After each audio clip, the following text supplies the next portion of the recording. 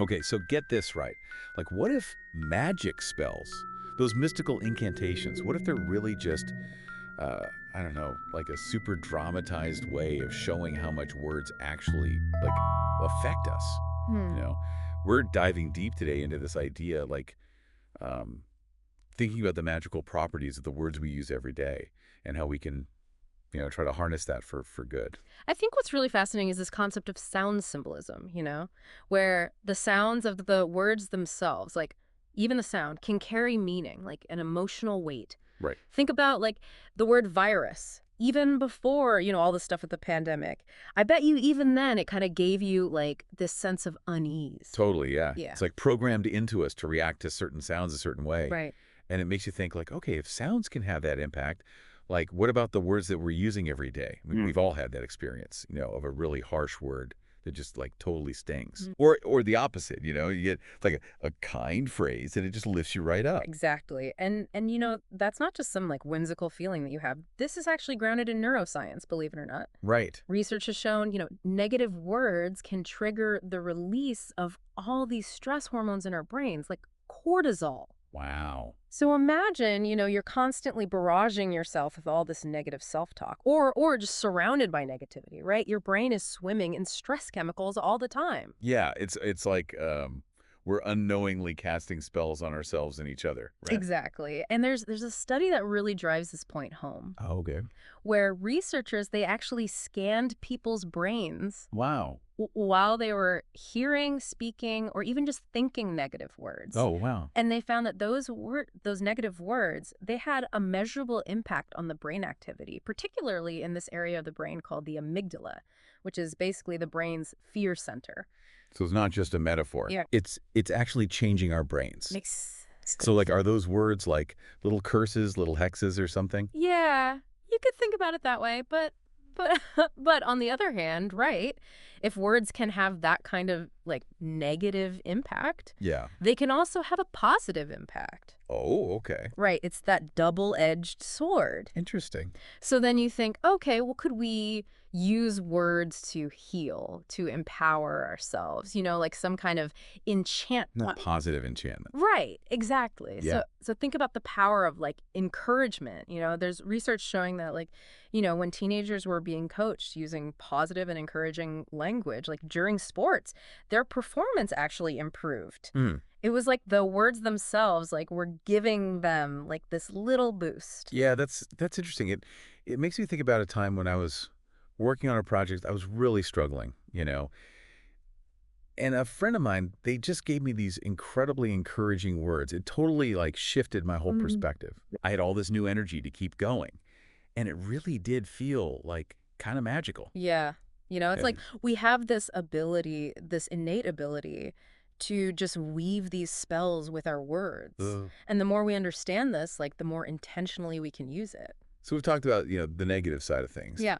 What about weaving in some more of those positive spells? Like, how do we do that? Well, I think one really powerful way is just to recognize like the magic in naming things, Hmm. Like across cultures, across magical traditions, names have always held this special significance. Totally. You think about like the story Rumpelstiltskin, Exactly. where knowing his name, like Yeah. that gives the miller's daughter power over him. Exactly. Or the Egyptian Book of the Dead, where knowing the names of all the gods and demons, Yeah. it's like essential for navigating the afterlife.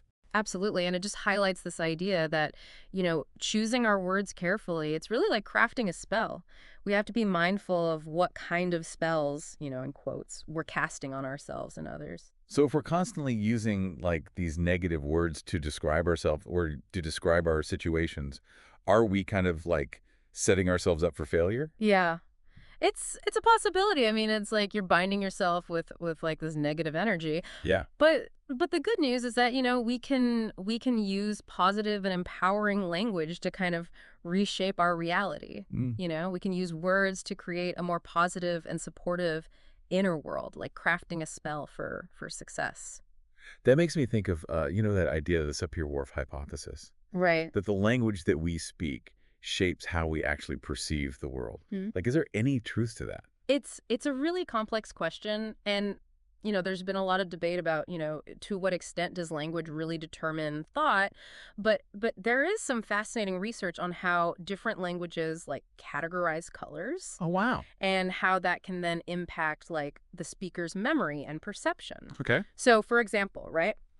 Some languages have one single word for both blue and green, while other languages have distinct terms.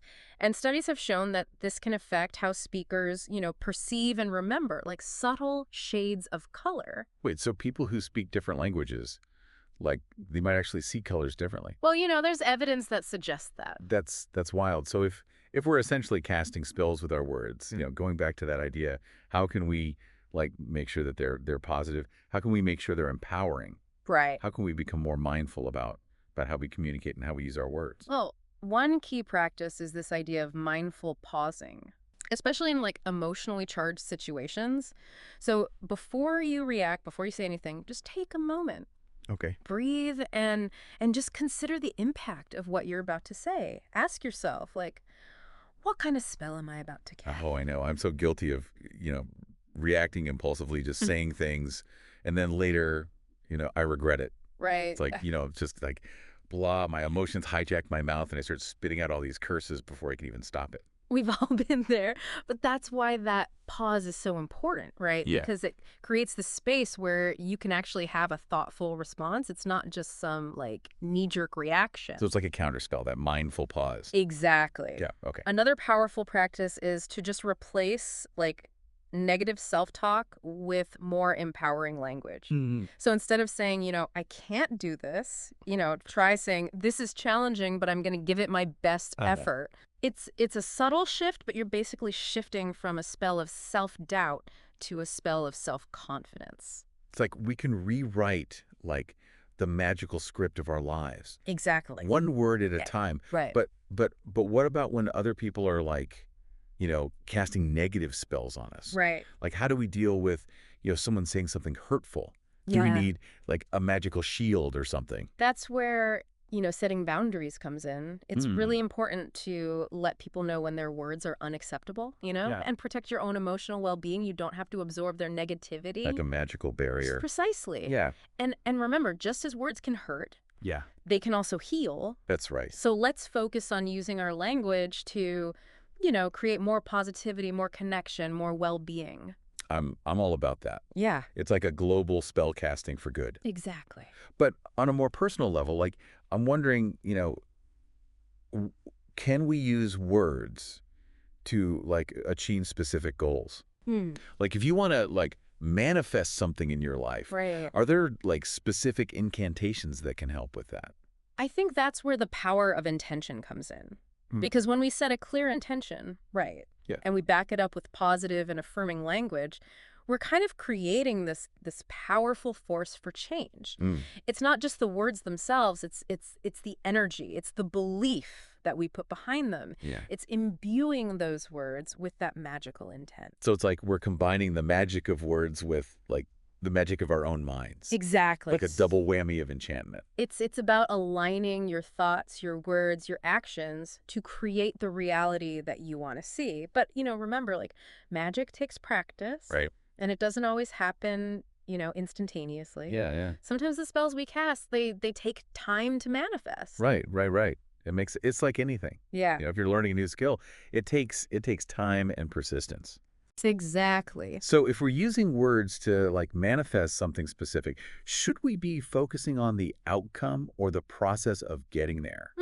Like, are we envisioning, like, that end result, or should we be, like, chanting about every step along the way?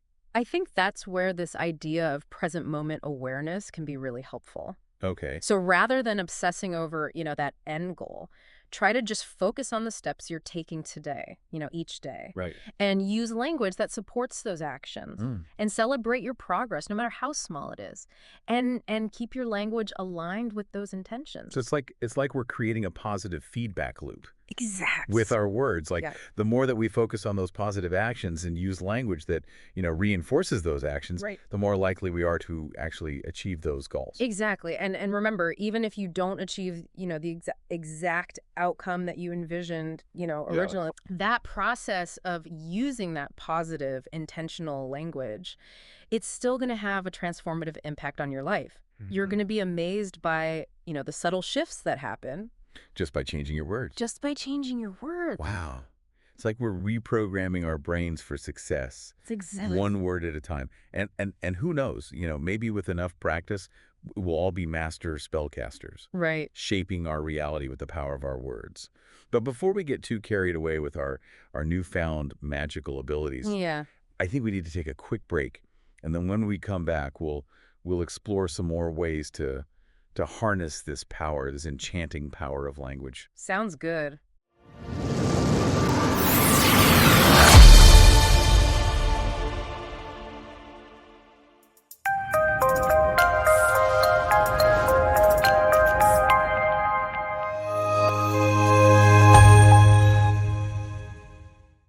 It really is remarkable how much power our words hold.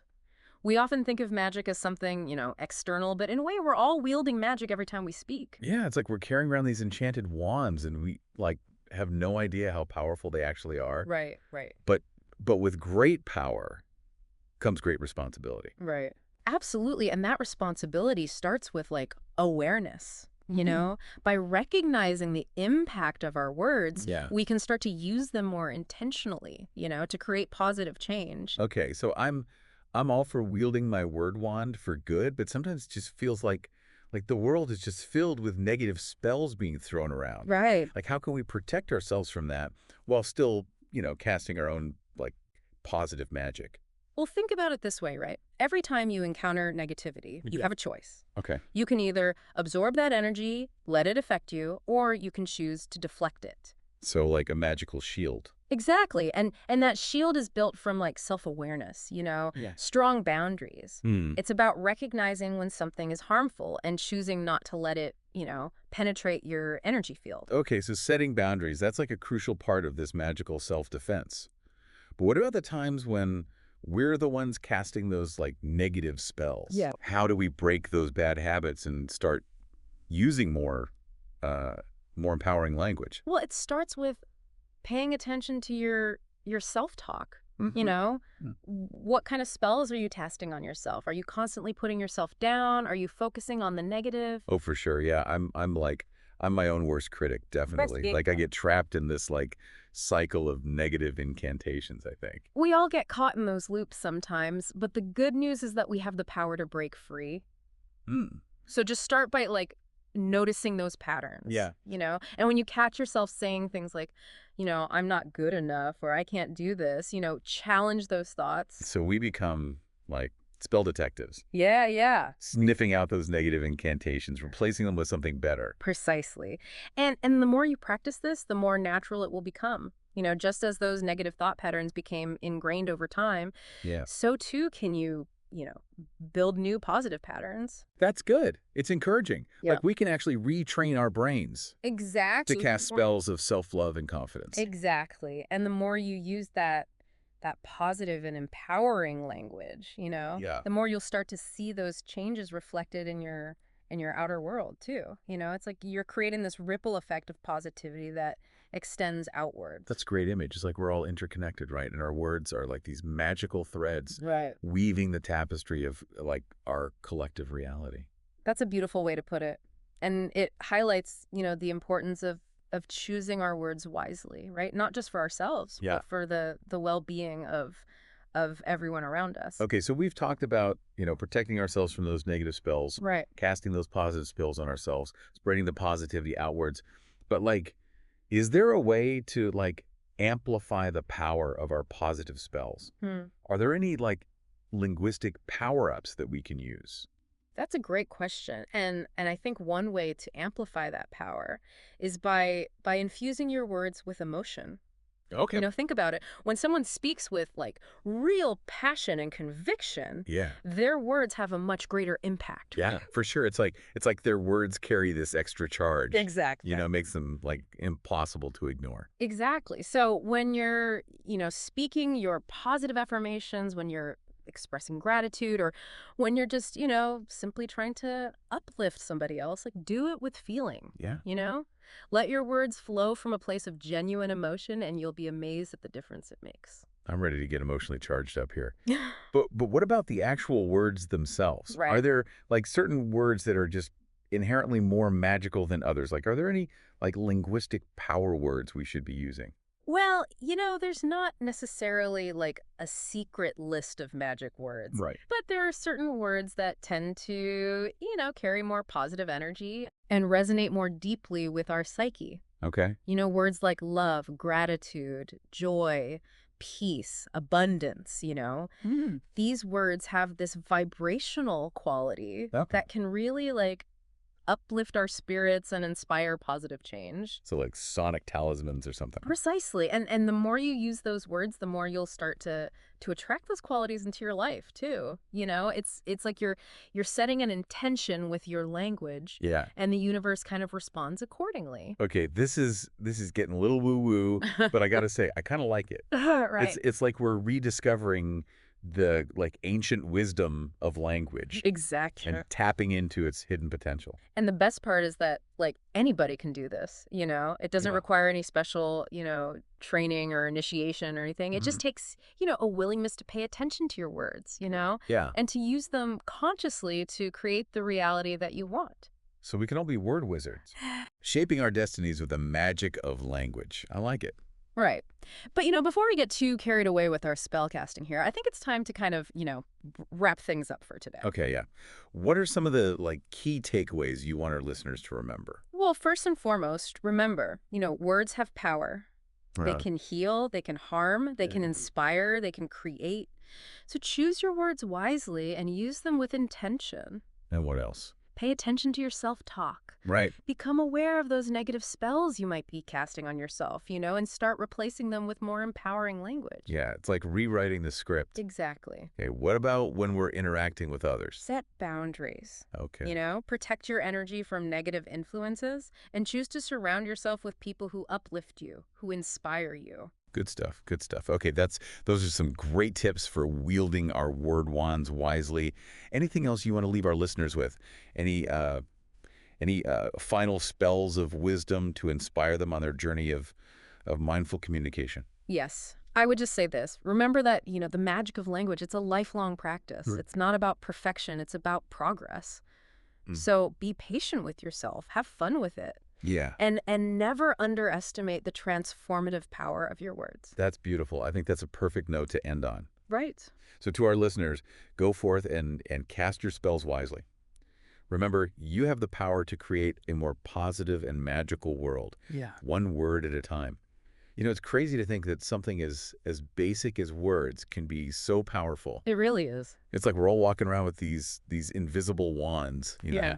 just casting spells with every sentence. It's true. And I think, the more we understand that power, the more we can use it to shape things to make the world better. Yeah. But one of the most interesting things about language, to me at least, is just how it evolves, how it changes over time. Oh, yeah. You think about how many new words and phrases we've come up with just in the last few years. Totally, yeah. Our language is constantly changing to reflect our world. Right.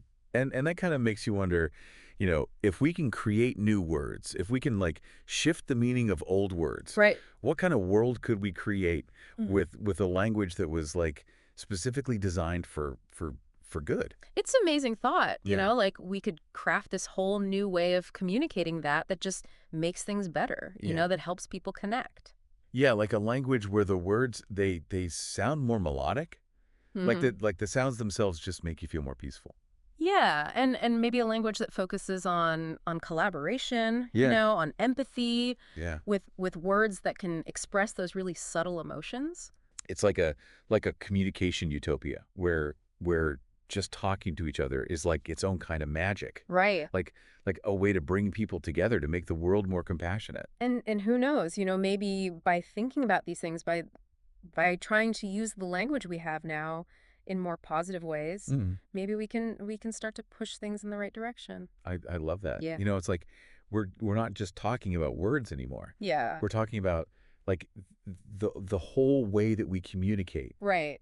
And if we can make that more positive, think about how much that could change things. It really is exciting to think about, and I think we can all play a part in that, just by being more aware of the words we use, Yeah, powerful. embracing the power of language. So to all our listeners out there, Mm. think about the words you use. Yeah. Remember, you're not just speaking, you're casting spells. Hmm. What kind of magic do you want to bring to the world? Right. Choose wisely. Speak with intention. Let your words create something good, something that spreads. Don't underestimate the power of language. It really is magic, and it's available to all of us. Beautifully said. And with that, it's time for us to wrap up this deep dive. We hope you enjoyed it, and we hope you'll join us again next time as we continue to explore language and how it shapes our lives.